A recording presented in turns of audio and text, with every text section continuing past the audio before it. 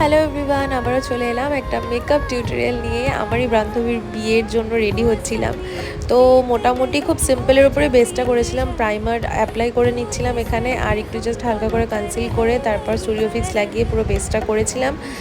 মোটামুটি আমার লুকটা তো কমপ্লিট হয়ে গেছে, কিন্তু এখানে অনির্বাণ আমার হেয়ারটা করছিল। আর এই যে অনেকক্ষণ ধরে আয়না আটকে রেখেছিলাম বলে সুস্মিতা প্রচণ্ড রেগে গেছিলো। তো এই যে আমার ফুল লুক। আমার ড্রেসটা বা আউটফিট যেটা আমি পরেছিলাম সেটার আগেও তোমরা রিলস বা অন্যান্য ভিডিওতে দেখেছো হয়তো, কিন্তু ডিটেলসে আর ভিডিও করা হয়নি।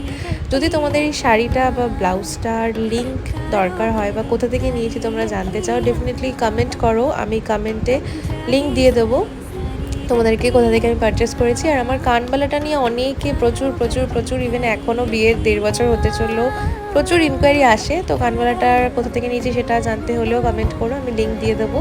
আর ওভারঅল আমার এই লুকটা কীরকম লাগছে ডেফিনেটলি কিন্তু জানিও। বাই।